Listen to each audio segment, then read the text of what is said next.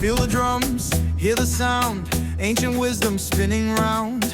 From every tribe, from every shore, ditty, story, fire, hear them roar. Before we dive into the ultimate showdown, let's rewind. Remember Miriam? The Sunshine Girl? The sweet, beautiful, curvy, plus-size, 24-year-old woman with deep brown skin, big dreams, and a heart that once believed in love. She thought George was her forever.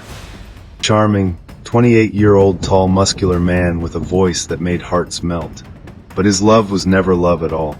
It started with jealousy. Who was that man in the background? Then it became control. Why do you need to go out when you have me? Then it turned violent. A shattered phone, a bruised wrist, a terrifying proposal. And when Miriam said no, George tried to kill her. Her body burned, her skin scarred, but her soul refused to break. She survived, healed, and rebuilt. But a single message shattered everything. Did you really think you could escape me, my love? George was alive, watching and waiting. This time Miriam wasn't just running, she was fighting back. Will she finally end this nightmare? Or will George prove once again that if he can't have her, no one will? Let's find out. Keep watching, because this story is about to take a turn you never saw coming. Stay till the end. It might just change the way you see love forever. Let's step inside the mind of the man who became a monster. Because monsters, they aren't born, they are made. George was not always like this. Once, he was just a boy searching for love. He grew up in a home filled with violence. His father was a tyrant, towering over his mother, shouting, hitting, destroying. George had seen it all, the crying, the bruises, the broken plates, the whispered apologies. He had heard his mother beg, plead, promise to be better. But no matter what she did, it was never enough. His father's voice echoed through their small house. You're mine. You belong to me. If I can't have you, no one will. Young George watched as his mother withered under his father's fists. And one night, she never got back up. The next morning, his father packed a suitcase and vanished, leaving George alone with ghosts. He promised himself something that night. I will never be the weak one. So he became the strong one. The one who controlled, who demanded, who owned. To George, love wasn't kindness. It was power, control, obsession. And when he met Miriam, so full of light, he had to have her. Miriam wasn't just a woman to love. She was his. And if he couldn't have her, no one would. Miriam sat on her couch, staring at the shattered mug on the floor. Her heart pounded in her chest. The message on her phone glowed in the dark. Unknown number. Did you really think I was gone, my love? Tessa, her best friend, snatched the phone from her hands, her breath shaky. This can't be real. Miriam's voice was barely a whisper. He's alive. Then a knock at the door. Tessa's face paled. Miriam, did you call anyone? Miriam shook her head. She felt ice in her veins. Was it him? Tessa grabbed a knife from the kitchen and motioned for Miriam to stay behind her. Another knock. Harder this time.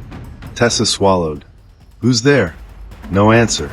And then, the door burst open. Miriam screamed, her stomach dropped. A dark figure stormed in, and before she could scream, George's hand clamped around her mouth. Tessa lunged forward, slashing with the knife, but the intruder caught her wrist and twisted it, hard. She yelped in pain, the knife clattering to the floor. Miriam tried to run, but a strong hand grabbed her by the hair, yanking her back. The scent of cologne, the weight of his breath against her ear, and his fingers digging into her skin. She struggled, but he held her firm. Did you miss me, my love? He whispered. Miriam's blood ran cold. He was real, he was here. He turned her around and grabbed her chin. His face was thinner, darker, his once perfect clothes dirty and wrinkled. But his eyes, they still burned with obsession. He smiled. I told you, Miriam. You belong to me. Miriam had one chance. Her breath came in short, sharp gasps. This wasn't a nightmare. This was real. George's fingers dug into her chin, his grip firm but not bruising. Not yet. He smiled, tilting his head like he was admiring her. His deep brown eyes were wild, full of something that made Miriam's stomach churn. Miriam, he whispered, his voice too soft for the madness in his gaze. Did you really think I was gone? Tessa groaned from the floor, clutching her wrist where she had fallen after George's brutal grip. She tried to crawl toward the knife, but George's foot slammed onto the blade, stopping her. Aha! He scolded, wagging his finger. That's not very polite, is it? Tessa spat at his feet. You sick bastard. George laughed, a chilling, casual sound. And here I was thinking we could all be friends. Miriam's mind raced. How did he get in? The locks had been changed.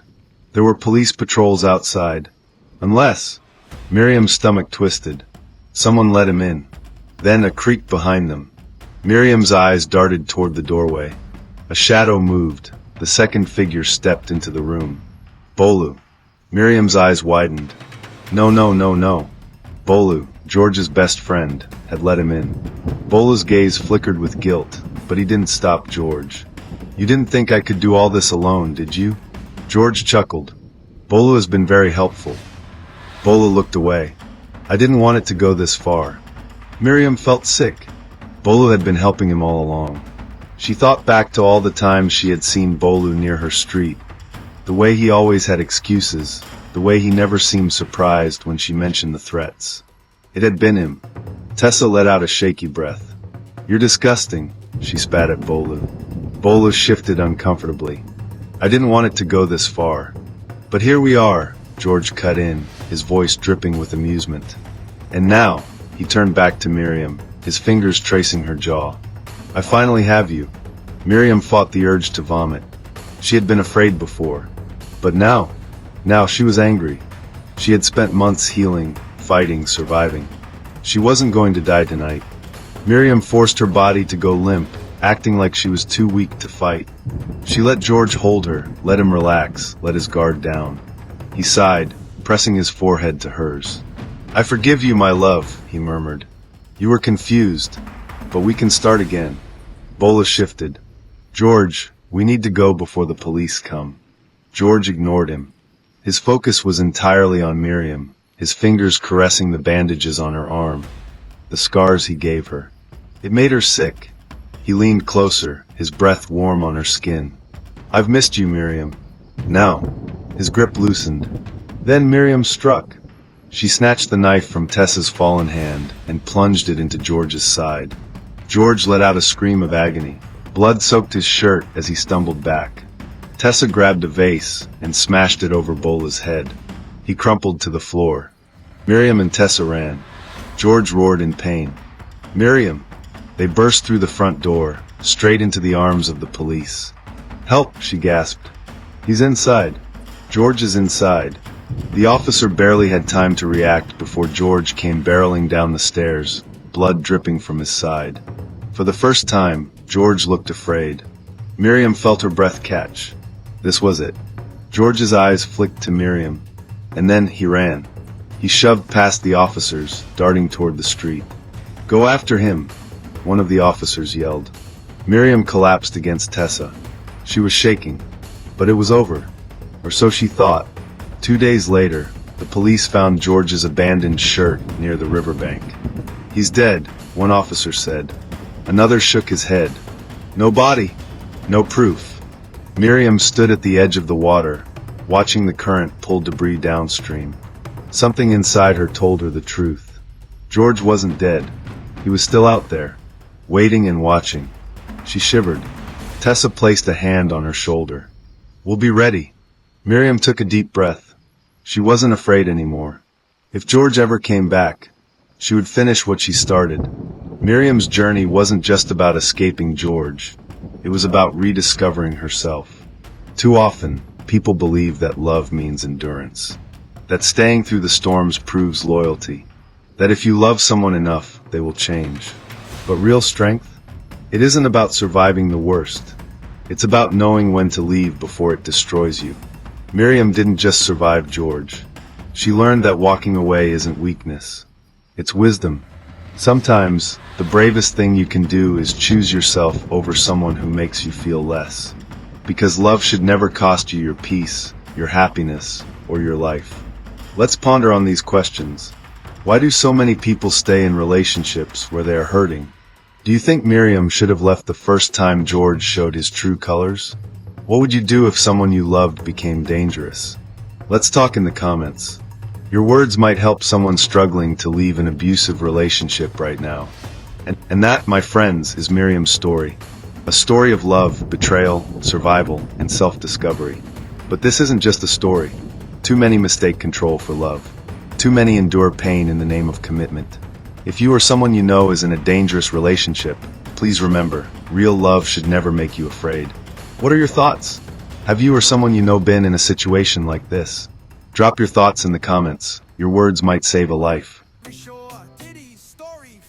Don't forget to like, share, and subscribe for more gripping, eye-opening stories. Hit the notification bell. Never miss a story that could change a life. Until next time, stay safe, stay strong, and always choose yourself. See you in the next one.